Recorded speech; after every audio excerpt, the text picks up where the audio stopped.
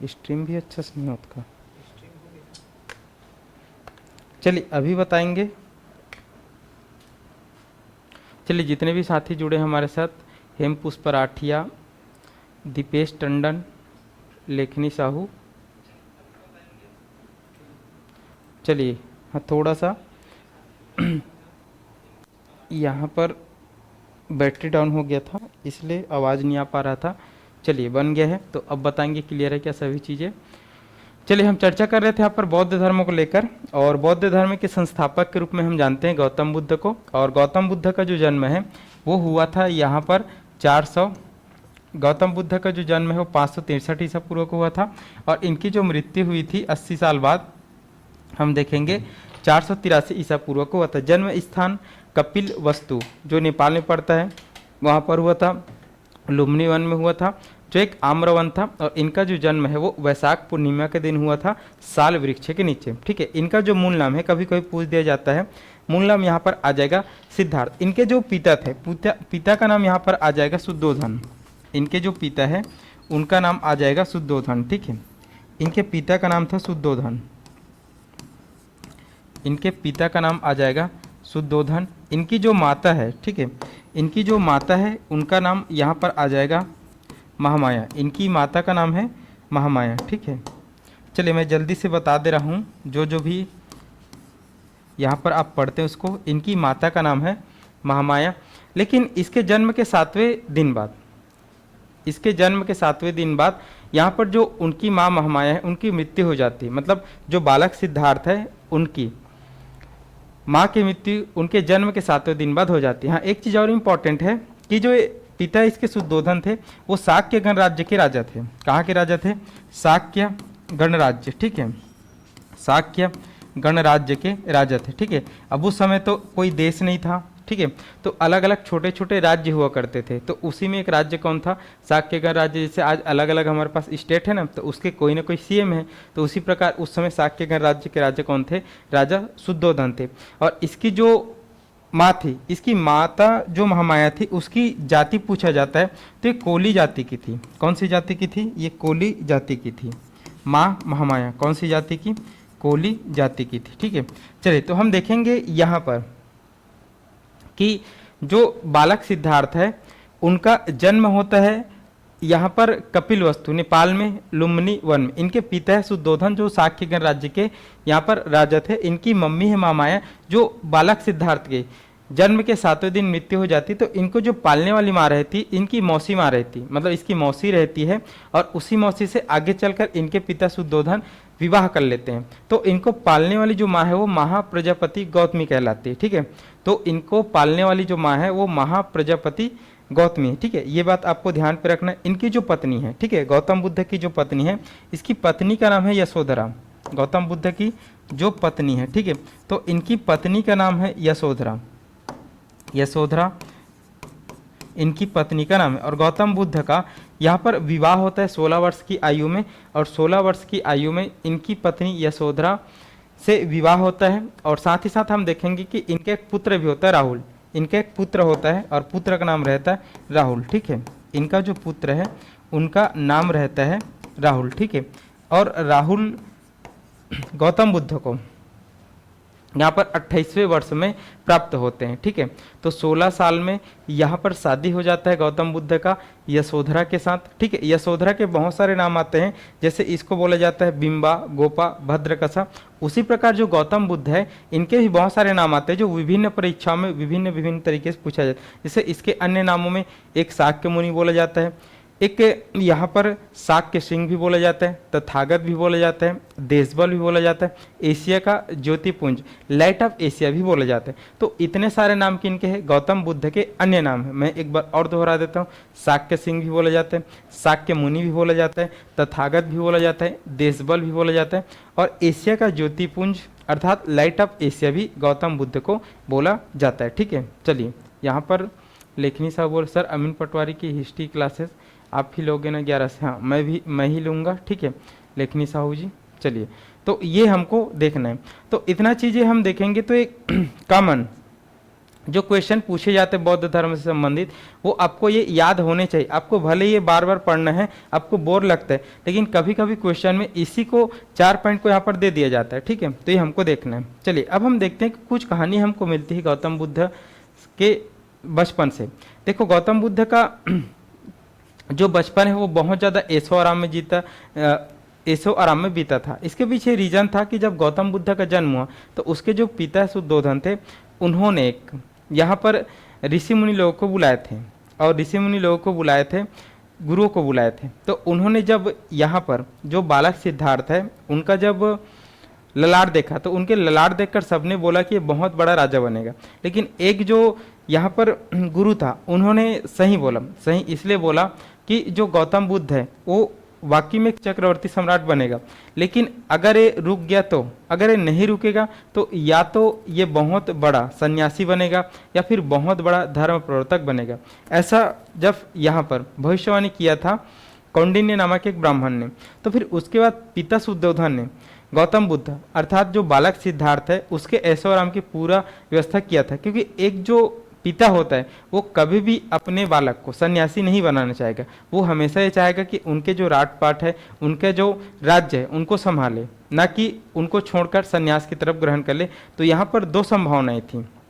एक तो जो पिता शुद्धोधन है वो बालक सिद्धार्थ को चक्रवर्ती सम्राट अर्थात राजा ही बनाना चाहते थे, और जब राजा कब बनेगा, जब उसको पता ही नहीं चलेगा कि सन्यास होता क्या है, तो फिर पूरे ऐशो आराम। ऐसा ही बोला जाता है कि पिता शुद्धोधन ने जो गौतम बुद्ध अर्थात बालक सिद्धार्थ है उनके पूरी तरीके से बचपन से ही बहुत ज़्यादा उनको महल में रखा जाता था, बाहर लोगों से मिलने नहीं दिया जाता था, ताकि इनको पता ही नहीं चले कि दुख होता क्या है, और उन सब चीज़ों से फिर ये सब होते। ठीक है, अब एक और चीज़ हम पढ़ते हैं कि जो गौतम बुद्ध है, ठीक है, तो गौतम बुद्ध शुरू से ही पूरे ऐसा बोला जाता है कि इसके पिता शुद्धोधन ने 3 महल के लिए 3 प्रकार के ऋतुएं बनाए दिया, ताकि बालक सिद्धार्थ को गर्मी में गर्मी ना लगे, ठीक है, यहाँ पर ठंड में ठंड ना लगे, और उनको दुख का एहसास बिल्कुल ना हो। तो उनको पूरी तरीके से राजकुमार की तरह रखा गया था। ठीक है, चलिए अब हम देखते हैं कुछ कुछ चीज़ें और इम्पोर्टेंट है। गौतम बुद्ध का प्रतीक, ठीक है, गौतम बुद्ध से संबंधित प्रतीक है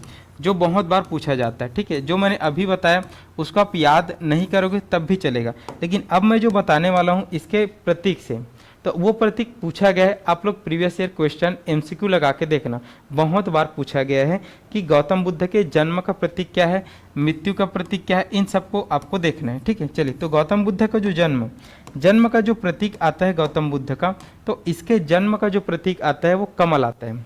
इसके जन्म का प्रतीक यहाँ पर कमल आता है। ठीक है, ये हमको देखना है। अब आगे चलकर हम देखेंगे, तो ये तो जन्म हो गया, जन्म का प्रतीक यहाँ पर कमल है। ठीक है, अब हम देखेंगे इसकी गर्भ। ठीक है, जब गौतम बुद्ध गर्भ में थे माता महामाया के, तो उसका जो प्रतीक यहाँ पर आता है सफ़ेद हाथी। कौन सा आता है? सफ़ेद हाथी आता है, ये हम देखेंगे। ठीक है, उसके बाद ये तो हो गया जन्म और एक हो गया गर्भ। अब हम देखेंगे कि इसका गृह त्याग, किसका? गौतम बुद्ध का गृह त्याग। गृह त्याग, तो गौतम बुद्ध का जो गृह त्याग है, गृह त्याग का जो प्रतीक होता है, उनका यहाँ पर एक घोड़ा था। ठीक है, और वो घोड़ा गौतम बुद्ध को बहुत प्रिय था, और उस घोड़े का नाम यहाँ पर कंथक था। ठीक है, क्या था? कंथक था, ये हम देखेंगे। ठीक है, तो गृह त्याग इनका प्रतीक आएगा घोड़ा। ठीक है, अब देखो गौतम बुद्ध को ज्ञान की प्राप्ति होगी। मैं एक स्टोरी आपको शॉर्ट में भी बता दूंगा और उससे आप समझ पाएंगे। ठीक है, इनको ज्ञान की प्राप्ति का प्रतीक, ज्ञान की प्राप्ति, तो ज्ञान की प्राप्ति का जो प्रतीक है गौतम बुद्ध का, इनके ज्ञान की प्राप्ति का जो प्रतीक है वो पीपल वृक्ष है। कौन सा वृक्ष है? पीपल वृक्ष है। ठीक है, ज्ञान की प्राप्ति का जो प्रतीक है गौतम बुद्ध का, वो आता है पीपल वृक्ष, या फिर इसी को संबोधि वृक्ष भी बोलते हैं। कौन सा वृक्ष बोला जाता है? संबोधि वृक्ष बोला जाता है। ठीक है, संबोधि वृक्ष बोलो या फिर पीपल वृक्ष बोलो, ये हमको देखना है। ये हो गया ज्ञान की प्राप्ति का प्रतीक। उसके बाद इसका जो प्रथम उपदेश है, इसका जो प्रथम उपदेश है गौतम बुद्ध का प्रथम उपदेश, जिसको धर्म चक्र प्रवर्तन भी बोला जाता है। तो जो प्रथम उपदेश है, प्रथम उपदेश का प्रतीक यहाँ पर आता है चक्र। प्रथम उपदेश का प्रतीक यहाँ पर आता है चक्र। ठीक है, अब उसके बाद हम जाएंगे इसकी मृत्यु, मतलब गौतम बुद्ध की मृत्यु। तो गौतम बुद्ध की मृत्यु का प्रतीक है स्तूप। ठीक है, गौतम बुद्ध की जो मृत्यु है, मृत्यु का जो प्रतीक है वो स्तूप है। ठीक है, तो इतना सारा चीज़ यहाँ पर पूछा जाता है गौतम बुद्ध से संबंधित प्रतीकों के बारे में, कि गौतम बुद्ध के जो प्रतीक है वो कौन कौन से, ये हम इसको देखते हैं। ठीक है, चलिए तो एक बार हम रिवाइज करते हैं। जब गौतम बुद्ध का जन्म होता है तो गौतम बुद्ध के जन्म का जो प्रतीक है वो कमल है। गौतम बुद्ध के गर्भ का प्रतीक यहाँ पर आता है सफ़ेद हाथी। इनके गृह त्याग का प्रतीक है घोड़ा। इनके ज्ञान की प्राप्ति का प्रतीक है पीपल वृक्ष। इनको ज्ञान की प्राप्ति होती है पीपल वृक्ष के नीचे, जिसको हम संबोधि वृक्ष ही बोलते हैं।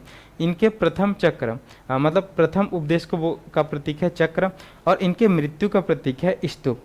इनके मृत्यु का जो प्रतीक है वो कौन सा है, स्तूप है। ये हमको ध्यान पे रखना है, इतना चीज़ें इंपॉर्टेंट। चलिए आप लोग बताएंगे जितने भी साथी जुड़े हैं, समझ आ रहा है कि नहीं आ रहा है, फिर हम आगे बढ़ते हैं।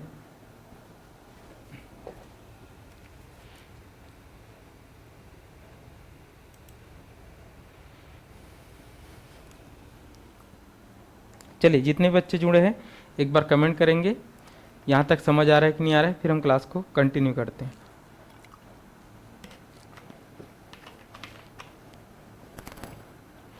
चलिए किरण बंजारे भी जुड़ चुके हैं,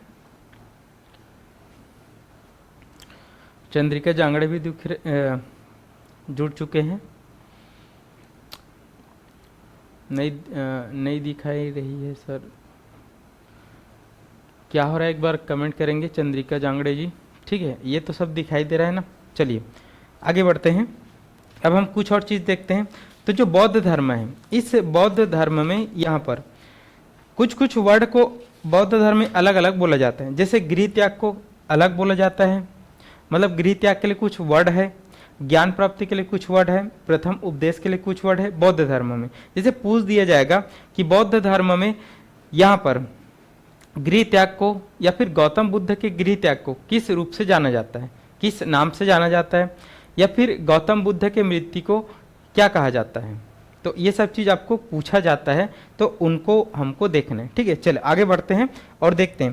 तो यहाँ पर जो बौद्ध धर्म है, उस बौद्ध धर्म में गृह त्याग को, बौद्ध धर्म में जो गृह त्याग है, मतलब घर को त्यागे थे गौतम बुद्ध, और घर को त्याग के वो कहाँ चले गए थे, यहाँ पर वनों की तरफ चले गए थे सत्य की खोज में। तो जो गृह त्याग होता है उसको महाभिनिष्क्रमण बोला जाता है। गृह त्याग को यहाँ पर बौद्ध धर्म में महाभिनिष्क्रमण बोला जाता है। गृह त्याग को बोला जाता है महाभिनिष्क्रमण। और गृह त्याग का प्रतीक कौन सा है, घोड़ा है गौतम बुद्ध का। ठीक है, अभी मैंने बताया। उसके बाद हम देखेंगे तो यहाँ पर जो गौतम बुद्ध को ज्ञान की प्राप्ति हुई है, गौतम बुद्ध को किन की प्राप्ति हुई है, ज्ञान की प्राप्ति। तो ज्ञान प्राप्ति को यहाँ पर बौद्ध धर्म में बोला जाता है संबोधि। ज्ञान प्राप्ति को बौद्ध धर्म में बोला जाता है संबोधि। और गौतम बुद्ध को ज्ञान की प्राप्ति हुई थी पीपल वृक्ष के नीचे, संबोधि वृक्ष के नीचे। ठीक है, ये हमको देखना है। उसके बाद अगर हम देखेंगे ये तो हो गया, गृह त्याग को महाभिनिष्क्रमण बोला जाता है, ज्ञान प्राप्ति को संबोधि बोला जाता है। और प्रथम उपदेश, यहाँ पर हम देखेंगे प्रथम उपदेश। ठीक है, तो जो प्रथम उपदेश है कौन सा है, प्रथम उपदेश। तो ये जो प्रथम उपदेश है, इस प्रथम उपदेश को धर्म चक्र प्रवर्तन बोला जाता है। प्रथम उपदेश को धर्म चक्र प्रवर्तन बोला जाता है। प्रथम उपदेश को धर्म चक्र प्रवर्तन बोला जाता है। और जो यहाँ पर प्रथम उपदेश का जो प्रतीक है वो अभी मैं आपको बता के आया हूँ, चक्र है। क्या है यहाँ पर, चक्र है।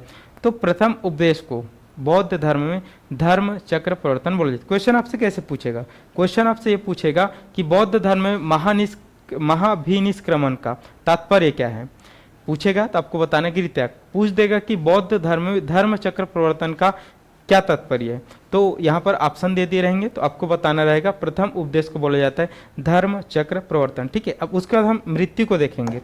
तो मृत्यु का जो प्रतीक है वो तो स्तूप है गौतम बुद्ध का।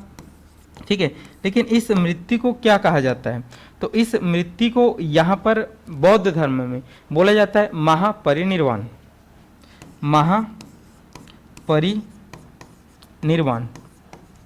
महापरिनिर्वाण कहा जाता है। इस चीज़ को आपको ध्यान पे रखना है। ठीक है, चलिए तो ये आता है महापरिनिर्वाण। और गौतम बुद्ध का यहाँ पर जो मृत्यु का प्रतीक है वो आता है स्तूप, ठीक है। तो ये हमको देखना है। तो इतना चीजें आपको याद रखना है। ये पूछा जाता है कि बौद्ध धर्म में गृह त्याग का तात्पर्य क्या है। तो गृह त्याग को बोला जाता है महाभिनिष्क्रमण, ज्ञान प्राप्ति को बोला जाता है संबोधि, प्रथम उपदेश को बोला जाता है धर्म चक्र प्रवर्तन, और मृत्यु को बोला जाता है महापरिनिर्वाण, ठीक है। इस चीज को हमको ध्यान पे रखना है और आगे हुए हमको चलना है, ठीक है। चलिए अब हम देखते हैं। देखो मैं एक स्टोरी सुनाता हूँ कि गौतम बुद्ध का जब जन्म हुआ तो मैंने अभी अभी बताया था कि इसके पिता बहुत खुश हुए और उन्होंने एक विशाल आयोजन किया, और उस विशाल आयोजन में उन्होंने बहुत सारे भविष्यवक्ता, बहुत सारे गुरु, बहुत सारे अच्छे लोगों को बुलाया। तो उसमें से एक जो कौंडिन्य नामक ब्राह्मण था, उन्होंने भविष्यवाणी किया कि ये जो बच्चा का ललाट है उसमें या तो चक्रवर्ती सम्राट बनने के गुण हैं, और नहीं तो फिर ये दूसरा ये है कि ये बहुत बड़ा सन्यासी बनेगा और पूरे जो विश्व है वो इनसे प्रभावित होगा, ठीक है। तो फिर इनके पिता शुद्धोधन ने उनके राजशाही के लिए बहुत सारे प्रयास किए, ऐसा प्रयास किया कि ये बच्चा चक्रवर्ती सम्राट ही बने। तो उनको हमेशा घर में रखना चालू किया, घर में उनको सभी सुविधाएं दिया और उनको बाहर निकलने नहीं दिया जाता था। लेकिन जो भविष्य होता है वो लिखा रहता है कभी कभी, और उसको हम टाल नहीं सकते। और जब टाल नहीं सकते तो जब बालक सिद्धार्थ धीरे धीरे बड़ा होता जा रहा था तो उसमें लक्षण ये आ रहे थे कि वो धीरे धीरे यहाँ पर उस राजशाही तंत्र से उब चुके थे, और वो धीरे धीरे कहीं ना कहीं यहाँ पर निकलना चाहते थे उस राजमहल से, और बाहर की दुनिया को भी देखना चाहते थे। तो बाहर की दुनिया को दिखाने के लिए राजा शुद्धोधन ने मना किया था। उसके सामने मतलब बालक सिद्धार्थ के सामने यहाँ पर एकदम अच्छे अच्छे जो नौकर चाकर जो बहुत सुंदर होते थे, बहुत सुशील होते थे, उनको ही रखा जाता था, और ये एहसास कराया जाता था कि दुनिया केवल यहीं पास है, ठीक है। लेकिन बालक का मन क्या होता है, बहुत चंचल होता है, वो एक जगह नहीं ठहरते। तो यहाँ पर एक समय जब वो 12-13 साल का हुआ तो अपने जो सारथी है, ठीक है, सारथी का नाम चन्ना था और इसके घोड़े का नाम कंथक था। तो इसका जो सारथी है, ठीक है, एक दिन अपने सारथी को बोलता है कि मेरे को नगर भ्रमण में जाना है। तो उसका सारथी बोलता है कि आपके पिता आपको बाहर निकलने के लिए मना करते हैं, और अगर हम उनके अनुमति के बिना आपको नगर भ्रमण पे ले जाएंगे तो हमको मार दिया जाएगा। लेकिन जो बालक है वो हट करता है कि मैं भी तो राजा हूँ, अगर मेरे को राजा नहीं मानते तो मैं आपका यहाँ पर आपका मैं शिकायत पापा से कर दूंगा करके, ठीक है। तो फिर जो सारथी होता है चन्ना, वो यहाँ पर बहुत ज़्यादा समझाते हैं बालक सिद्धार्थ को, और जब समझाते हैं नहीं मानते तो उनको लेके जाना पड़ता है। और जब नगर भ्रमण में जाते हैं तो बालक सिद्धार्थ 4 दृश्य देखते हैं, और उन 4 दृश्यों से उनको बहुत सारा असहज महसूस होता है, अजरच महसूस होता है, और वो उनमें जिज्ञासा पैदा होती है। और वो 4 दृश्य क्या थे? अगर हम पहला दृश्य की बात करें तो वो वृद्ध व्यक्ति को देखता है, और वृद्ध व्यक्ति को देखकर वो क्वेश्चन पूछता है अपने सारथी से कि ये कैसे हैं, ठीक है। क्योंकि बालक सिद्धार्थ को उस समय यह भी नहीं पता था कि वृद्धावस्था भी हमारे ही शरीर की एक अवस्था होती है। जब हम धीरे धीरे हमारा शरीर ढलता जाएगा तो हम भी वृद्ध हो जाएंगे। तो उनसे क्वेश्चन पूछते हैं, और फिर उसको बोलता है कि अभी आप छोटे हो लेकिन धीरे धीरे आप भी वृद्ध हो जाओगे और आपके भी शरीर ऐसे कमजोर होते जाएगा। ये पहला दृश्य देखता है। दूसरा दृश्य जब देखता है, एक बीमार व्यक्ति को देखता है जिसको कोढ़ हुआ रहता है, कुष्ठ रोग हुआ रहता है। तो उसको देखकर भी वो पूछता है कि इस व्यक्ति में ये नॉर्मल नहीं है, ये अलग देश से आया क्या, अलग दुनिया से आया क्या करके। तो उसको भी बताते हैं कि ये जो हमारा शरीर है वो बीमारियों का घर है। आप एक अच्छे घर में रहते हो, अच्छा खाना करते हो, अच्छा पीना करते हो और अच्छे से रहते हो, तो आपको अभी कोई बीमारी नहीं है और कहीं ना कहीं आप बच्चे हो। लेकिन धीरे धीरे जैसे आपका शरीर बढ़ते जाएगा तो ये जो हमारा शरीर है वो बीमारियों का घर है, उसमें बीमारी लगना तय है, कुछ ना कुछ बीमारी होता रहेगा।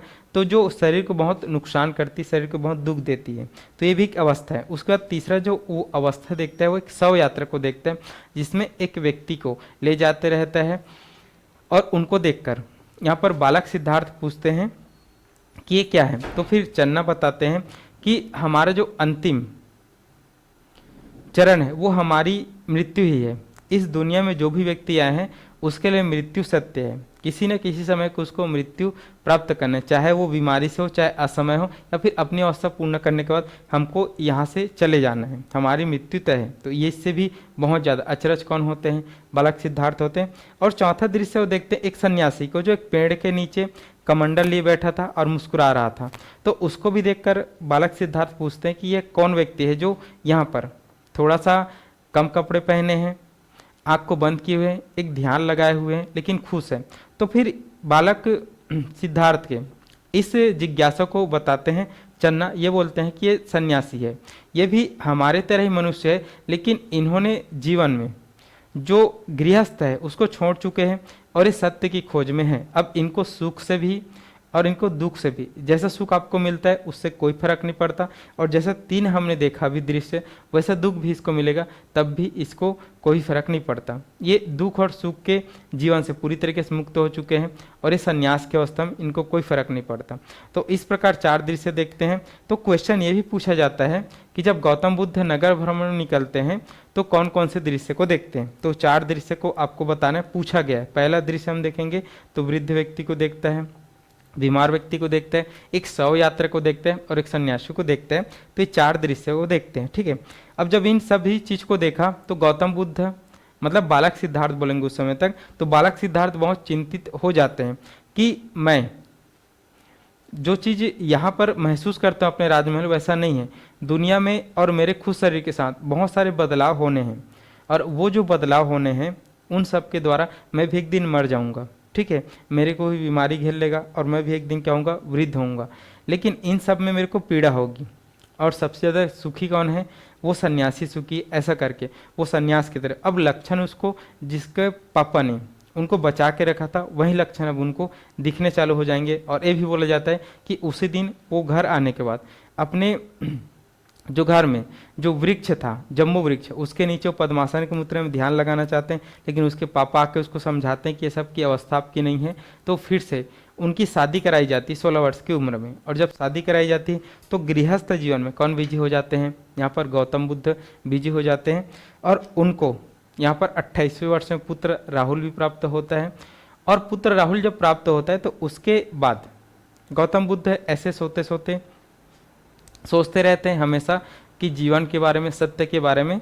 तो यहाँ पर गौतम बुद्ध एक दिन डिसीजन लेते हैं कि जो दुनिया में जी रहा हूँ वो सही में वास्तविक नहीं है, ये केवल आभासी है, इसमें मैं सुख भले भोग रहा हूँ लेकिन इससे मेरे को कुछ नहीं प्राप्त होने वाला।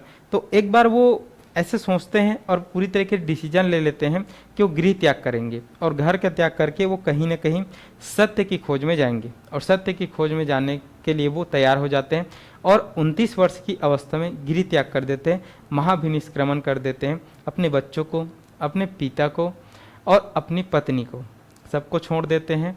और सबको छोड़ के जाने के बाद वो सत्य की खोज में निकल जाते हैं। तो उन सब चीज़ों को हम लिखते हैं, ठीक है। चलिए देखते हैं। तो गौतम बुद्ध का गृह त्याग 29वें वर्ष में होता है। गौतम बुद्ध का गृह त्याग, गौतम बुद्ध का जो गृह त्याग है वो कौन सी वर्ष की अवस्था में करते हैं, 29वें वर्ष की अवस्था में वो गृह त्याग कर देते हैं, ठीक है। और गृह त्याग का प्रतीक जो होता है वो उनका घोड़ा होता है, ठीक है। और गृह त्याग 29वें वर्ष में करते हैं। और साथ ही साथ अब वो जब घर से निकल गए तो घर से निकलने के बाद उन्होंने वैशाली में एक जगह है, ठीक है। तो वैशाली में एक जो जगह है उस जगह में उनको एक प्रथम गुरु मिलते हैं, और उनके जो प्रथम गुरु रहते हैं अलार कलाम रहते हैं। कौन रहते हैं, अलार कलाम रहते हैं।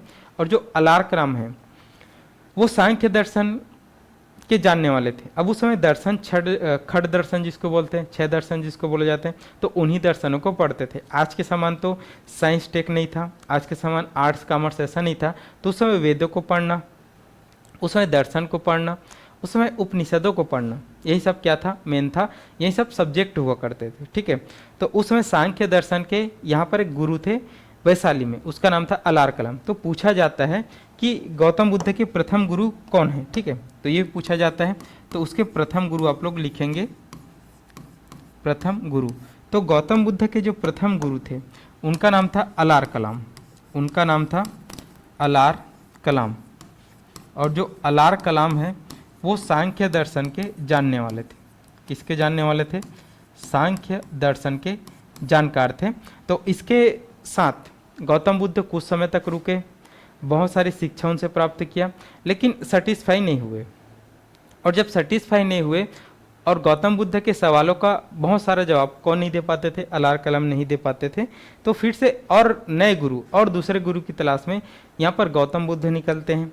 और गौतम बुद्ध जब निकलते हैं तो फिर वो राजगिरी चले जाते हैं, क्योंकि राजगिरी में उस समय हर्यक वंश के एक शासक थे और उनका नाम था बिंबिसार। और बिंबिसार के बारे में गौतम बुद्ध ने ऐसा सुना था कि बिंबिसार अपने राजमहल में, अपने राज दरबार में बहुत बड़े बड़े विद्वानों को शरण दे के रखता है, बहुत बड़े बड़े लोगों को जो जानकार होते हैं उनको शरण दे के रखता है। तो वो उनके पास चले जाते हैं और उनके पास जब जाते हैं तो खुद बिंबिसार, जो उस समय हर्यक वंश मतलब मगध का जो शासक था, तो उसके साथ शास्त्रार्थ करते हैं, क्योंकि गौतम बुद्ध अलार कलाम के साथ बहुत कुछ सीख चुके थे। तो उसके साथ शास्त्रार्थ होता है जिसमें बिंबिसार हार जाते हैं। फिर बिंबिसार ही बताते हैं गौतम बुद्ध को कि मैं तो आपसे हार गया, लेकिन एक और गुरु है जो आपका पढ़ा सकते हैं, आपकी मदद कर सकते हैं और आप उनसे सीख सकते हैं। तो इनके दूसरे गुरु रहे रुद्रक रामपुत्र।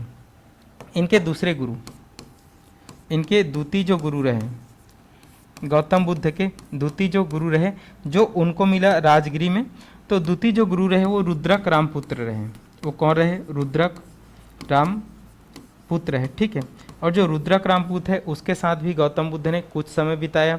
और ये रुद्रक जो रामपुत्र है वो योग दर्शन को जानने वाले थे। किसको जानने वाले थे? योग दर्शन को जानने वाले थे, ठीक है। तो योग दर्शन को जानने वाले थे, तो इसके साथ रहकर भी कुछ समय तक ज्ञान प्राप्त किसने किया? गौतम बुद्ध। लेकिन गौतम बुद्ध बहुत कुछ खोजना चाहते थे, बहुत कुछ जानना चाहते हैं, बहुत ज़्यादा क्वेश्चन करते थे। तो वो रुद्रक रामपुत्र से भी क्या नहीं हुए? सेटिस्फाई नहीं हुए, संतोष प्राप्त नहीं हुआ उनको नॉलेज को। तो फिर अब गौतम बुद्ध ने ये डिसाइड किया कि जितने भी गुरु के पास मैं जा रहा हूँ वो कोई मेरे को सेटिस्फाई नहीं कर पा रहे हैं, कोई भी ज्ञान के बारे में पूरा नहीं बता रहे हैं जो मैं एक्सट्रीम ज्ञान प्राप्त करना चाहता हूँ।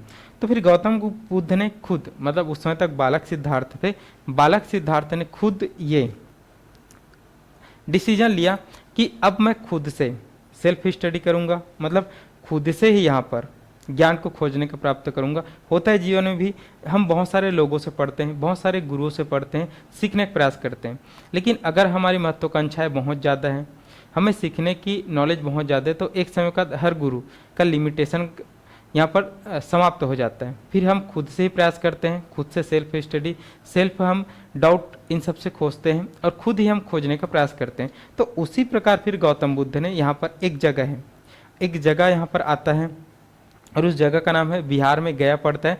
तो गया पर वो ध्यान लगा के बैठ जाते हैं और बहुत ज़्यादा जब ध्यान लगा कर बैठ जाते हैं तो फिर वो तपस्या करने लगते हैं, तप करने लगते हैं। और जब तप करने लगते हैं तो वो लगभग 29 वर्ष की उम्र में निकले थे और 35 वर्ष की उम्र में ऐसा बोला जाता है कि उनको ज्ञान की प्राप्ति होती है। किन की प्राप्ति होती है? ज्ञान की प्राप्ति होती है। और जब वो ज्ञान की प्राप्ति होती है तो वो जो जगह था जहाँ पर वो ध्यान लगा के बैठे थे, गया था, तो वो बोध गया हो जाता है। और वो फिर वहीं से ज्ञान प्राप्त जब उनको प्राप्त होता है तो ज्ञान को वो फैलाने का काम करते हैं। तो उसी से फिर बहुत सारी चीज़ें यहाँ पर आ जाएगी, ठीक है। चलिए देखते हैं। तो यहाँ पर गौतम बुद्ध को ज्ञान की प्राप्ति होती है 35वें वर्ष में। गौतम बुद्ध को ज्ञान की प्राप्ति पूछा जाता है बहुत ज़्यादा। गौतम बुद्ध को ज्ञान की प्राप्ति होती कौन से वर्ष में? 35वें वर्ष में, ठीक है।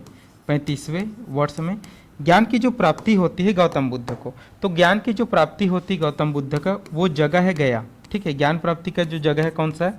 गया है। और ये जो गया होता है वो आज बोध गया के नाम से जाना जाता है, ठीक है। और ये पड़ता कहाँ पर है? बिहार में पड़ता है, ठीक है। तो बोध गया में ही ज्ञान की प्राप्ति होती है। किनको? गौतम बुद्ध को। मैंने आपको बताया कि गौतम बुद्ध के लिए सब चीज़ इंपॉर्टेंट है। और गौतम बुद्ध को ज्ञान की प्राप्ति होती है पीपल वृक्ष के नीचे। कौन से वृक्ष के नीचे? पीपल वृक्ष के नीचे, क्योंकि वृक्ष के नीचे ध्यान लगाकर बैठा करते थे, तो पीपल वृक्ष के नीचे। अब जो ये जहाँ पर बैठे थे गया बोध गया में, ठीक है, तो वहाँ पर पीपल वृक्ष के नीचे बैठे थे और वहीं पास से एक नदी गुजरती है, नदी के किनारे था। तो उस नदी का नाम भी आप लिख लो। नदी का नाम है निरंजना नदी। नदी का नाम कौन सा है? निरंजना नदी के तट पर। यह भी क्वेश्चन पूछा जाता है कि गौतम बुद्ध को कौन से नदी के तट पर ज्ञान की प्राप्ति हुई थी, तो आपको बताना है निरंजना नदी के तट पर। और उस निरंजना नदी को पुनपुन नदी ही बोला जाता है वहाँ के लोकल लैंग्वेज में, ठीक है। तो ये देखो, गौतम बुद्ध को ज्ञान की प्राप्ति होती कब? 35वें वर्ष में। गया जो पड़ता है बिहार में और आज बोध गया के नाम से जानते हैं, पीपल वृक्ष के नीचे निरंजना नदी के तट पर, और इसको पुनपुन नदी भी बोला जाता है, ठीक है। तो ये हमको देखना है। तो यहाँ पर गौतम बुद्ध को जो ज्ञान की प्राप्ति होती है वो वैशाख पूर्णिमा का दिन होती है। और ये बहुत एक कोइंसिडेंट रहा है गौतम बुद्ध को लेकर कि गौतम बुद्ध का जन्म भी वैशाख पूर्णिमा के दिन होता है, ठीक है। इनको ज्ञान की प्राप्ति भी वैशाख पूर्णिमा के दिन होता है और इनकी मृत्यु भी वैशाख पूर्णिमा के दिन होता है। तो इसलिए वैशाख पूर्णिमा को हम बुद्ध पूर्णिमा के नाम से जानते हैं और उस दिन शासकीय छुट्टी भी रहता है, ठीक है। तो वैशाख हम हिंदी कैलेंडर आप सभी जानते होंगे, चैत बैसाख जेठ आषाढ़ सावन ऐसा कुछ बोलते हैं ना, तो उसमें एक महीना रहता है वैशाख, ठीक है। तो उसी वैशाख पूर्णिमा के दिन गौतम बुद्ध के लाइफ से कोइंसिडेंट निकलता है कि उनका जन्म भी, ज्ञान की प्राप्ति भी और मृत्यु भी कब होती है, वैशाख पूर्णिमा के दिन ही होती है। तो यहाँ पर वैशाख पूर्णिमा के दिन उसके 35वें वर्ष में बोध गया में होता है, पीपल वृक्ष के नीचे निरंजना नदी के तट पर होता है, ठीक है। चलिए, तो इतना चीज़ें आपको यहाँ तक पढ़ना है। थोड़ा सा हम पानी पीते हैं, फिर आप सभी बताएंगे कि यहाँ तक आपको समझ आया कि नहीं आया, फिर हम क्लास को आगे कंटिन्यू करते हैं। देखो, मैं स्टोरी के साथ साथ आपको जितने भी फैक्चुअल चीज़ें सबको बताते हुए जा रहा हूँ, ठीक है। शायद आपको समझ आ जाए, शायद आप पकड़ ले या फिर आपको याद भी हो जाए। चलिए, यहाँ तक क्लियर है कि नहीं, आप सभी बताएंगे।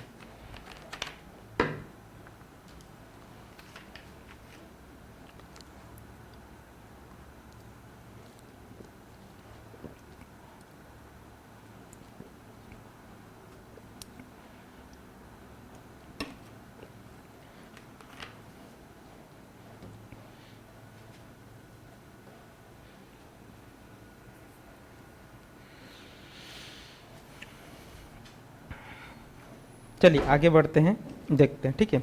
कुछ और इम्पोर्टेंट फैक्ट हम देखते हैं। देखो, गौतम बुद्ध को जब ज्ञान की प्राप्ति हो गई, ठीक है, तो अब वो ज्ञान की प्राप्ति हो गई तो उस ज्ञान को उनको यहाँ पर फैलाना है, लोगों को बताना है, लोगों के बीच में जाना है। होता है ऐसा आज भी, बहुत सारे आपने प्रवचन करते देखे होंगे, बहुत सारे भागवत करते देखे होंगे, बहुत सारे जो आज भी हमारे गुरु लोग हैं, पहले वो ज्ञान प्राप्त करते हैं,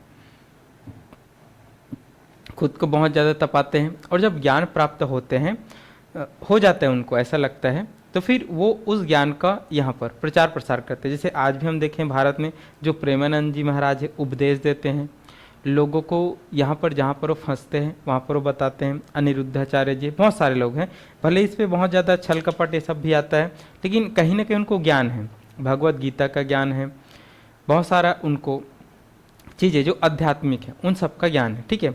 तो वो सब आज उपदेश देते हैं, ठीक है। पहले उन्होंने खुद को यहाँ पर समझा, खुद ज्ञान प्राप्त किया, बहुत सारी चीज़ों में, बहुत सारे बड़े बड़े गुरुओं के साथ तो रहे, लेकिन आज अब वो सब क्या करते हैं, भक्तों के साथ बैठकर उनको उनको ज्ञान देते हैं, उनको जहाँ पर भी पूछा जाता है बताते हैं। तो उसी प्रकार गौतम बुद्ध भी जब उनको ज्ञान की प्राप्ति हो गई, लगा कि मेरे को अब संपूर्ण जो चीज़ें हैं उनका ज्ञान हो गया, तो उस ज्ञान को उन्होंने फैलाया, और उस ज्ञान को फैलाया तो उन्होंने प्रथम उपदेश यहाँ पर सारनाथ में दिया, ठीक है।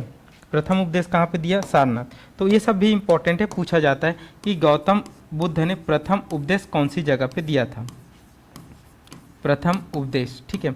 तो गौतम बुद्ध ने प्रथम उपदेश दिया कहाँ पे, सारनाथ में। प्रथम उपदेश गौतम बुद्ध ने दिया सारनाथ, और इस सारनाथ को अलग अलग नामों से जाना जाता है।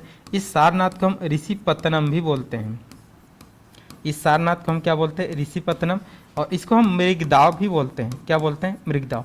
तो आपसे पूछा जाएगा कि गौतम बुद्ध ने प्रथम उपदेश कहाँ पे दिया, तो आपको बताना है सारनाथ। गौतम बुद्ध को ज्ञान की प्राप्ति कहाँ पे हुई थी, तो आपको बताना है बोध गया में, ठीक है।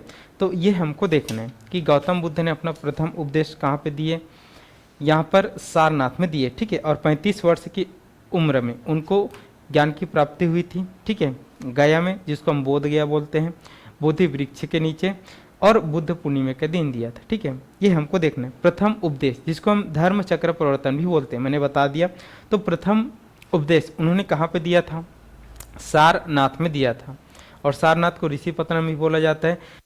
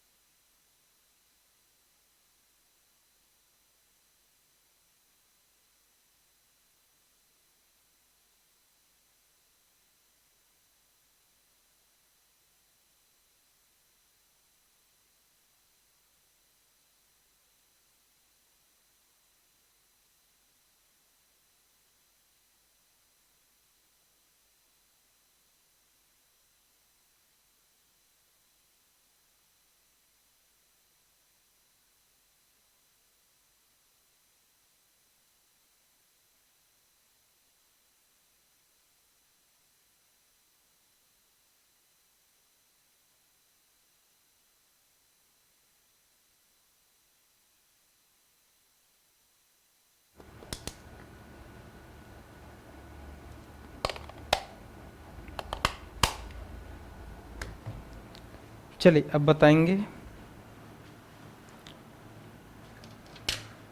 हाँ, बैटरी बहुत जल्दी डाउन हो जाता है।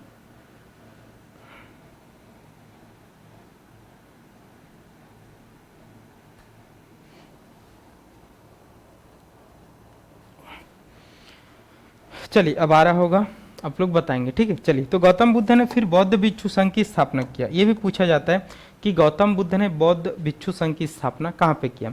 तो इन्होंने बौद्ध भिक्षु संघ की जो स्थापना है वो वाराणसी में किया। कहाँ पे किया? वाराणसी में। और इसी वाराणसी को हम जानते हैं बनारस के नाम से। किस नाम से जानते हैं? बनारस के नाम से जानते हैं, ठीक है। पूछा जाता है बहुत ज़्यादा बार कि गौतम बुद्ध ने बौद्ध भिक्षु संघ की स्थापना कहाँ पे किया, ठीक है। तो गौतम बुद्ध ने बौद्ध भिक्षु संघ की स्थापना किया था बनारस वाराणसी में किया था, ठीक है। ये हमको देखना है।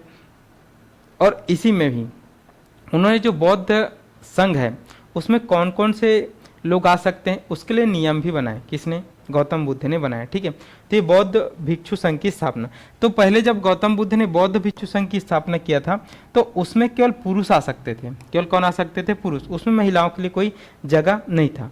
लेकिन उसके बाद परिस्थितियां ऐसे बनेगी, गौतम बुद्ध जब अब अपने घर को छोड़कर आ चुके थे और उनको ज्ञान की प्राप्ति हो चुका था, तो एक बार ऐसी धर्म का प्रचार करते करते, अपने उपदेशों का प्रचार करते करते गौतम बुद्ध पहुंच जाते हैं अपने ही गांव, अपने ही घर कपिलवस्तु, ठीक है। और कपिलवस्तु में उनकी मम्मी भी इंतजार करती रहती, मतलब उनको पालने वाली जो माँ है उनकी पत्नी भी इंतजार करती है। तो उनकी मम्मी हट करती है कि मेरे को भी। अब देखो, इस बार ऐसा होता है कि गौतम बुद्ध अब एक भगवान के रूप में चले गए, ठीक है, क्योंकि लोग अब उसको भगवान बना चुके। तो उसकी मम्मी जो होती है महाप्रजापति गौतमी, वो भी बौद्ध संघ में आना चाहती है, लेकिन गौतम बुद्ध मना कर देते हैं कि हमारा जो बौद्ध संघ है उसमें केवल पुरुष रहेंगे, मेल रहेंगे। अगर हम इसमें महिलाओं को रखेंगे तो महिलाएं जब जुड़ती है तो धीरे धीरे करके विकार उत्पन्न होता है और वो जो संघ है जो 1000 साल चलेगा वो केवल 500 साल में ख़त्म हो जाएगा। तो ऐसा मानना था गौतम बुद्ध को, लेकिन उसकी मम्मी ने भी हट किया। नंगे पैर गौतम बुद्ध के पीछे पीछे चलते रहे जब तक गौतम बुद्ध ने उनको अपने संघ में प्रवेश नहीं दिया। तो यहाँ पर बौद्ध भिक्षुणी संघ की भी स्थापना किया जाएगा। ये तो बौद्ध भिक्षु संघ है जिसमें केवल पुरुष आते थे, तो उसी प्रकार गौतम बुद्ध ने बौद्ध भिक्षुणी संघ की भी स्थापना किया, बौद्ध भिक्षुणी संघ की भी स्थापना किया, ठीक है। अब जो बौद्ध धर्म है उसमें महिलाएं भी आ सकती थी। तो यहाँ पर बौद्ध भिक्षुणी संघ की जो स्थापना है वो गौतम बुद्ध ने किया। और उस जगह का यहाँ पर आपको नाम लिखना है वैशाली। उस जगह का नाम आपको क्या लिखना है? वैशाली, ठीक है। तो वैशाली में गौतम बुद्ध ने बौद्ध भिक्षुणी संघ की स्थापना किया। और ये किया था गौतम बुद्ध ने अपने प्रिय शिष्य, इनके एक प्रिय शिष्य है जिनका नाम है आनंद, जिनका नाम क्या है? आनंद। आनंद के कहने पर किया था, ठीक है। अब बौद्ध भिक्षुणी संघ की स्थापना किया था तो प्रथम भिक्षुणी कौन थी जो बौद्ध भिक्षुणी संघ में जुड़ी थी? तो कोई और नहीं थी, उनकी मम्मी थी। कौन थी उनकी मम्मी? महाप्रजापति गौतमी, महाप्रजापति गौतमी, ठीक है। तो ये चीज़ आपको लिखना है। देखो, गौतम बुद्ध ने बौद्ध भिक्षु संघ की स्थापना किया था बनारस में, ठीक है। लेकिन बौद्ध भिक्षुणी संघ की स्थापना उन्होंने कब किया था? अब कहाँ पे किया था? वैशाली में। किसके कहने पर किया था? अपने प्रिय शिष्य आनंद। और प्रथम यहाँ पर भिक्षुणी कौन थी जो बौद्ध संघ प्रवेश की थी? तो वो थी यहाँ पर उसकी ही मौसीमा, जिनका नाम था क्या? महाप्रजापति गौतमी, ठीक है। ये हमको देखना है। तो इस तरीके से गौतम बुद्ध का जो जीवन है वो आता है। और गौतम बुद्ध का अंतिम जो यहाँ पर समय होता है वो कुशीनारा एक जगह है, ठीक है, जो उस समय मल्लगन राज्य में पड़ता था। और आज जो कुशीनारा है वो यूपी में पड़ता है, ठीक है। तो कुशी जो नारा है वहाँ पर मल्लगन राज्य में उसके अंतिम शिष्य के रूप में जाने जाते हैं सुबध। उसके अंतिम शिष्य के रूप में जाने जाते हैं किसको? सुबध जाने जाते हैं। तो एक विहार होता है, ठीक है, मतलब एक आश्रम होता है और उस आश्रम का नाम था सुलीवन विहार, ठीक है। उनके अंतिम शिष्य माने जाते हैं सुबध, जिनके यहाँ पे गौतम बुद्ध रुके थे।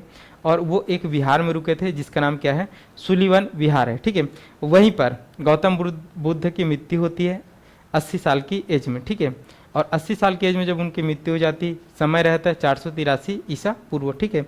तो गौतम बुद्ध को यहाँ पर दाह संस्कार किया जाता है राम संभार नदी में। और उसके अवशेषों को 8 भागों में बांटा जाता है, क्योंकि जो गौतम बुद्ध है वो घर को छोड़ चुके थे, घर के त्याग कर चुके थे। तो गौतम बुद्ध का कोई भी एक यहाँ पर फैमिली नहीं था, क्योंकि वो संन्यास की तरफ थे। तो उनके जो अवशेष थे गौतम बुद्ध के जो जलाया गया था उनको 8 भागों में बांटा गया था। मतलब उसके 8 बहुत सारे लोग थे जो उनके अवशेषों को ले जाना चाहते थे, तो 8 भागों में बांटा था। तो इस तरीके से गौतम बुद्ध की मृत्यु हो जाती है 80 साल की उम्र में। अब हम यहाँ पर चर्चा करेंगे बौद्ध धर्म की, जो हम उपदेश की बात करते हैं, बौद्ध धर्म की जो शिक्षा की बात करते हैं, तो बौद्ध धर्म की मान्यताएं क्या थी, बौद्ध धर्म की शिक्षाएं क्या थी, तो उनको हम देखेंगे। और आज की क्लास यहीं से क्या हो जाएगी, एंड हो जाएगी। तो इतना चीज़ें मैंने आपको बताया गौतम बुद्ध के जन्म से संबंधित, उसके बहुत सारे क्रियाकलापों से जहाँ से क्वेश्चन आते हैं। अब हम पढ़ेंगे बौद्ध धर्म की मान्यताएं क्या क्या है, जहाँ से भी बहुत सारे क्वेश्चन आते हैं। चलिए एक बार हम इसको रिपीट करते हैं, फिर हम आगे बढ़ते हुए जाएंगे, ठीक है। चलिए, हमने देखा था यहाँ पर बौद्ध धर्म, तो इसके जो संस्थापक है गौतम बुद्ध माने जाते हैं, मतलब गौतम बुद्ध है, माने जाते नहीं। उनका जन्म हुआ था 563 ईसा पूर्व में। मैंने स्थान यहाँ पर आपको बताया था, कपिलवस्तु में हुआ था, लुम्बिनी वन में हुआ था, साल वृक्ष के नीचे हुआ था। इनका मूल नाम सिद्धार्थ आ जाएगा। इनके पिता शुद्धोधन जो शाक्य गणराज्य के राजा थे, इनकी माता महामाया थी जो कोली वंश की थी, ठीक है। और इनकी पत्नी है यशोधरा। इनका पुत्र है राहुल जो 28वें वर्ष में उनको प्राप्त होता है। और उसके बाद मैंने आपको बताया था कि इनके जीवन से संबंधित बहुत सारे प्रतीक हैं, जैसे जन्म का प्रतीक कमल आ जाएगा, गर्भ का प्रतीक यहाँ पर सफ़ेद हाथी आ जाएगा, गृह त्याग का प्रतीक घोड़ा आ जाएगा, ज्ञान की प्राप्ति पीपल वृक्ष जिसको हम संबोधि वृक्ष ही बोलते हैं, प्रथम उपदेश को प्रतीक चक्र के रूप में, और मृत्यु का प्रतीक स्तूप आ जाता है, ये हमने पढ़ा। उसके बाद बहुत सारे जो वर्डिंग्स हैं उसको बौद्ध धर्म में अलग अलग बोला जाता है, जैसे गृह त्याग को महाभिनिष्क्रमण बोला जाता है, ज्ञान प्राप्ति को संबोधि बोला जाता है, प्रथम उपदेश को धर्मचक्र प्रवर्तन बोला जाता है, और मृत्यु को महापरिनिर्वाण बोला जाता है। यह हमने देखा। पूछा जाता है सबको अलग अलग, जैसे गृह त्याग कब किया गौतम बुद्ध ने, तो 29वें वर्ष की अवस्था में किया। इसके प्रथम गुरु माने जाते हैं अलारकलम जो सांख्य दर्शन के ज्ञाता थे। दूसरे गुरु माने जाते हैं रुद्रग्रामपुत जो योग दर्शन के ज्ञाता थे। और उसके बाद इनको ज्ञान की प्राप्ति होती 35वें वर्ष में। कहाँ पे क्या ज्ञान की प्राप्ति होती है, बोध गया में होती है। और कौन से वृक्ष के नीचे, पीपल वृक्ष के नीचे। कौन सी नदी के किनारे, तो निरंजना नदी के किनारे इनको ज्ञान की प्राप्ति होती, ठीक है। उसके बाद प्रथम उपदेश देते सारनाथ जिसको हम ऋषिपत्नम या फिर मृगदा भी बोलते हैं। और गौतम बुद्ध ने अपने बौद्ध भिक्षु संघ की स्थापना किया था यहाँ पर वाराणसी में, जिसको हम बनारस बोलते हैं। और बौद्ध भिक्षुणी संघ की स्थापना आनंद के कहने पर वैशाली में किया था। और उसकी प्रथम जो शिष्य कौन थी, महाप्रजापति गौतमी, जो खुद उनकी क्या थी, मौसी माँ थी। और गौतम बुद्ध का अगर हम मृत्यु की बात करें तो इनका मृत्यु 80 वर्ष की अवस्था में हो जाता है। कहाँ पर हो जाता है, मल गणराज्य में। और वहाँ पर एक जगह है कुशीनारा। और इसके अंतिम शिष्य माने जाते हैं सुबध, ये हमको ध्यान पे रखना। और इसके अवशेषों को 8 भागों में बांटा जाता है, ठीक है। तो यहाँ तक हमने पढ़ा था। चलिए, यहाँ तक समझ आया कि नहीं आया, आप लोग बताएंगे। फिर अब हम देखेंगे यहाँ पर जो बौद्ध धर्म है उसकी शिक्षाएं या फिर उनकी मान्यताएं, और फिर आज की क्लास यहाँ से एंड हो जाएगी।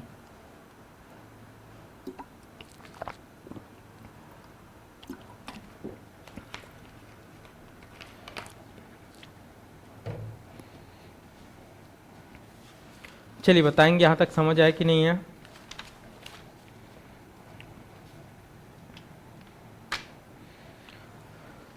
चलिए देखते हैं बौद्ध धर्म की मान्यताएं।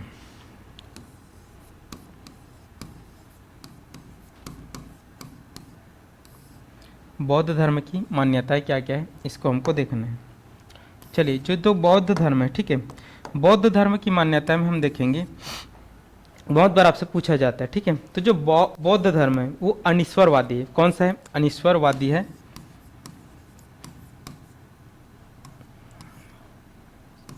अनिश्वरवादी मतलब जो बौद्ध धर्म है वो ईश्वर के अस्तित्व को नहीं मानता। किसके अस्तित्व को नहीं मानता, ईश्वर के अस्तित्व को नहीं मानता, ठीक है। तो बौद्ध धर्म एक नास्तिक दर्शन है। कौन सा दर्शन है, नास्तिक दर्शन है, ये हमको देखना है। और नास्तिक किसको बोलते हैं, जो ईश्वरीय सत्ता पर विश्वास नहीं करता, जो वेदों की प्रामाणिकता पर विश्वास नहीं करता, हमको देखना है।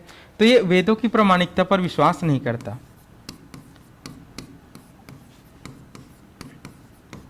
वेदों की प्रामाणिकता पर विश्वास नहीं, वेदों की प्रामाणिकता पर विश्वास नहीं, ठीक है। तो वेदों की प्रामाणिकता पर इनको विश्वास नहीं। जो वेद है, हमारे 4 वेद है, उन पर ये विश्वास नहीं करते, ठीक है। और आपको आगे पढ़ना है। तो जो गौतम बुद्ध है, मतलब जो बौद्ध धर्म है, वो पुनर्जन्म में विश्वास करता है। किसमें विश्वास करता है, पुनर्जन्म में विश्वास करता है, पुनर्जन्म में विश्वास करता है, ठीक है। ये हमको देखना है, ये किस में विश्वास करते हैं, पुनर्जन्म। तो आपसे बहुत ज़्यादा क्वेश्चन पूछा जाता है, क्या बौद्ध धर्म पुनर्जन्म को मानता है, हाँ मानता है, ठीक है। ये हमको देखना है।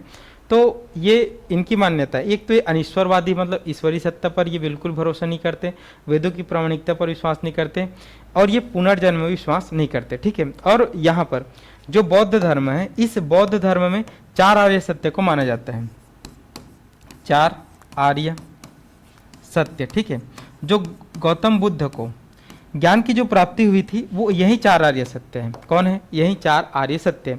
अभी 4 आर्य सत्य क्या है? इस 4 आर्य सत्य में हम देखेंगे तो पहला आर्य सत्य है यहाँ पर दुख है। पहला आर्य सत्य क्या है? दुख है, ठीक है, दुख है, ठीक है। दूसरा जो आर्य सत्य यहाँ पर बताया जाता है वो आता है दुख का कारण है। वो किसका कारण है?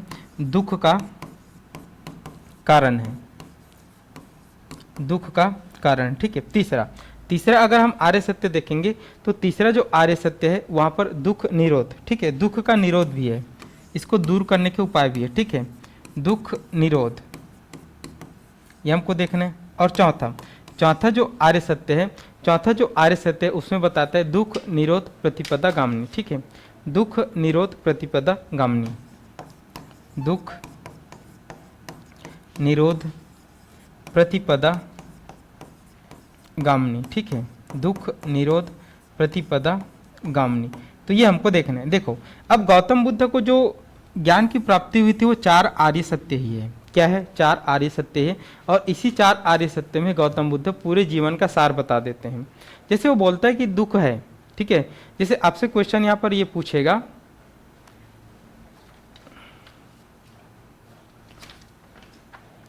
चलिए यहाँ पर मंजू लेखम पोरे सर पिंक कलर में दिखाई नहीं दे रहा है। चलो पिंक कलर में दिखाई नहीं दे रहा है तो इसको थोड़ा सा चेंज करने का प्रयास करते हैं, अगर ये हो जाए तो।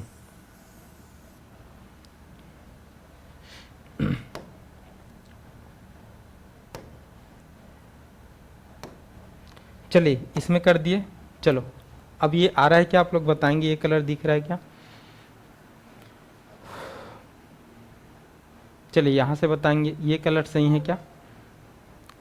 चलो तो हम देखते हैं कि जो गौतम बुद्ध का जो ज्ञान है वो इन्हीं 4 आर्य सत्य के बीच में घूमता है। और इसी 4 आर्य सत्य में पूरी तरीके से 4 नोबल ट्रूथ में वो पूरे जीवन का सार बता देते हैं। और बौद्ध धर्म भी इन्हीं 4 आर्य सत्य पर टिका हुआ है, ठीक है।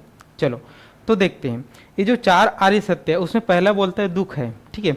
तो गौतम बुद्ध ये बोलते हैं कि अगर हम देखेंगे तो पूरे संसार में दुख है, ठीक है। तो वो जो दुख है वो सर्वत्र दुखम है, सभी जगह दुख है। लेकिन गौतम बुद्ध ये बोलते हैं कि 4 चीज को छोड़कर हमको बाकी चीजों पे थोड़ा सा ध्यान देना है। जैसे 4 उन्होंने दुख को बताया, जैसे 4 दुख में अगर हम बोलेंगे जन्म से संबंधित दुख किसी को नहीं करना चाहिए। हमारा जन्म कहाँ पे होगा, किस घर में होगा, कैसे होगा, उस पर हमारा कोई भी कुछ नहीं चल। जैसे अगर हम इंसान हैं तो हमारा कोई भी ये बस नहीं कि हमारा जन्म कहाँ पे होगा। जैसे एक जो बच्चा जन्म लेगा तो नहीं जानता कि उसका जन्म अनिल अंबानी के घर में होगा कि एक गरीब व्यक्ति के घर में होगा, तो उसको हमको जरा भी क्या नहीं करना चाहिए, दुख नहीं मनाना चाहिए। दूसरा उन्होंने बोला जरा मतलब होता है यहाँ पर जो बीमारी होता है, ठीक है। जरा मतलब क्या होता है? जरा मतलब बीमारी बोलता हूँ, जरा मतलब बुढ़ापा होता है। क्या होता है? बुढ़ापा। तो जो मनुष्य यहाँ पर जन्म लिया है, ठीक है, तो उनको बुढ़ापा आएगा ही आएगा, उनका एज बढ़ेगा ही बढ़ेगा। तो आप एज को कम करने के कभी नहीं सोचिए, आप जीने के बारे में सोचिए, आपको बुढ़ापा धीरे धीरे लगता ही जाएगा। तो ये दुख को हमको दुख नहीं मानना चाहिए। तीसरा उन्होंने बोला व्याधि मतलब यहाँ पर होता है बीमारी। तो जो शरीर होता है वो व्याधियों का घर होता है, बीमारियों का घर होता है। हाँ, उसके लिए हम ये कोशिश करें कि हम अपने शरीर को सही रखें, सही से व्यायाम करें, सही से खाएं, सही से हम पूरी तरीके से रिलैक्स करें, तो हमको बीमारी नहीं लाएगी। चौथा है मृत्यु।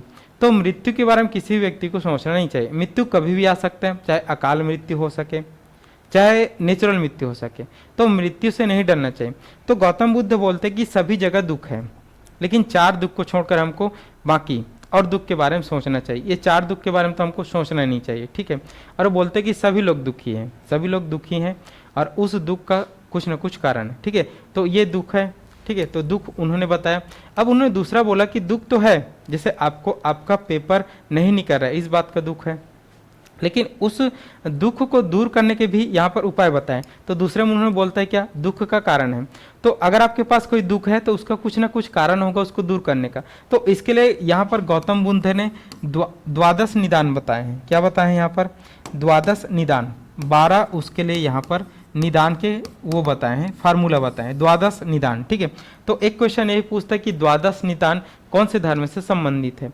तो जो द्वादश निदान है वो द्वादश निदान क्या है, यहाँ पर इस दुख का कारण है। ठीक है, तो इस दुख के कारण में हम, उन्होंने बोला कि जो अविद्या है, क्या है, जो अविद्या है, अविद्या ही हमारे दुख का सबसे बड़ा कारण है। अविद्या, किसी चीज़ का ज्ञान न होना ही हमारे दुख का कारण। जैसे अगर हम बोले कि हमारा पेपर नहीं निकल रहा है तो वो हमारे दुख का कारण है, लेकिन उस पेपर नहीं निकलने के पीछे रीज़न कोई ना कोई तो होगा। क्या तो हम अच्छे से नहीं पढ़ रहे हैं, या तो हम पढ़ते हैं तो याद नहीं कर पा रहे हैं, या तो पेपर बहुत कठिन आ रहा है तो उस स्तर का हम नहीं पढ़े। तो कहीं ना कहीं उस चीज़ को आप जानो और आप अच्छे से तैयारी करो तो आपका दुख क्या हो जाएगा, दूर हो जाएगा, आप कहीं ना कहीं सिलेक्शन ले लेंगे, ऐसा मानना है। तो ये हम देखते हैं द्वादश निदान इससे संबंधित। ठीक है, अब दुख का उस निरोध है, तो अब उस अविद्या को दूर करिए। अविद्या को दूर करिए मतलब कि आप पढ़ाई को अच्छे से करिए, और जब आप पढ़ाई को अच्छे से करेंगे तो वो दुख का क्या बन जाएगा, हटने का कारण बन जाएगा। अब गौतम बुद्ध लास्ट में बोलते हैं कि दुख निरोध प्रतिपदा गामिनी। ठीक है, तो उसके लिए उन्होंने अष्टांगिक मार्ग बताए। कितने मार्ग बताए, अष्टांगिक मार्ग बताए उन्होंने, 8 प्रकार के मार्ग बताए। ठीक है, तो अष्टांगिक मार्ग भी किससे संबंधित है, इस बौद्ध धर्म से संबंधित। अष्टांगिक मार्ग में उन्होंने यहाँ पर बताया कि हमारी सही दृष्टि होनी चाहिए, मतलब सम्यक दृष्टि, सम्यक संकल्प होना चाहिए, सम्यक वाक होना चाहिए, सम्यक कर्मांत होने चाहिए, सम्यक आजीविका होनी चाहिए, सम्यक व्यायाम करना चाहिए, सम्यक स्मृति होनी चाहिए और सम्यक समाधि होना चाहिए। ठीक है, तो ये 8 उन्होंने मार्ग बताए हैं सभी दुखों से पार होने का। ठीक है, तो ये हमको देखना है। ठीक है, तो इतना चीज़ हमारे बौद्ध धर्म से संबंधित है, बौद्ध धर्म के ज्ञान से संबंधित। ठीक है, चलो तो आज की क्लास यहीं तक रखते हैं, और ये बौद्ध धर्म की मान्यताएं हैं उसको आप लोग पढ़ेंगे। और भी बौद्ध धर्म बहुत सारे क्वेश्चन आते हैं, बौद्ध धर्म से संबंधित बहुत सारे बुक लिखे गए हैं, जैसे सूत पिटक, विनय पिटक, ठीक है, अभिधम पिटक, ये लिखे गए हैं, बहुत सारे बुक लिखे गए हैं और बहुत सारे बुक पूछे जाते हैं। ठीक है, तो समय रहेगा जब हम पढ़ेंगे अच्छे से शुरुआत से, तब उन सभी चीज़ों पर चर्चा करेंगे। मैंने आज डेमो के रूप में पढ़ाया, ठीक है, लेकिन जब हम बौद्ध धर्म को पढ़ेंगे तो 3 से 4 क्लास में बहुत अच्छी तरीके से पढ़ेंगे। इसके जो हम देखेंगे 4 यहाँ पर बौद्ध संगति भी होगा, मतलब बौद्ध आयोजन भी होगा बौद्ध धर्म को लेकर। तो हम बौद्ध धर्म से संबंधित संगतियाँ भी पढ़ेंगे। बौद्ध धर्म का विभाजन भी आगे चलकर होगा, स्थविर और महासंगिक, आगे चलकर हीनयान और महायान में होगा। तो सब चीज़ को हम पढ़ेंगे। ठीक है, तो अभी आपको एक समझ डेवलप करने के लिए मैंने बताया क्या, बौद्ध धर्म। तो आज के लिए इतना ही, और आप सभी के लिए और सूचना है कि अगर आप कोई भी परीक्षा की तैयारी करना चाहते हैं, चाहे CG व्यापम से संबंधित कोई पेपर हो, चाहे CGPS से संबंधित, तो आप जुड़े रहिएगा साध्य PSC अकेडमी के साथ। बहुत सारे नए कोर्सेज, फ्रेश कोर्सेज 11 अगस्त से स्टार्ट होने वाले हैं, मंडे से। ठीक है, तो उसके साथ जुड़ेंगे। शिक्षक भर्ती का नोटिफिकेशन अब लगभग आएगा ही, स्पष्ट आदेश मिल चुका है, क्लियर हो चुका है, कितने कितने पोस्ट कौन कौन से सब्जेक्ट से लेकर आने वाले, तो सबकी जानकारी आपको मिल गई होगी। तो उस हिसाब से अपनी योग्यता को जानकर कि आपकी योग्यता कौन सी चीज़ में, उसकी तैयारी आप करेंगे हमारे साध्य PSC अकेडमी के साथ मिलकर। तो अभी के लिए आप सबके लिए इतना ही, और जुड़े रहिएगा। आप सभी का बहुत बहुत धन्यवाद।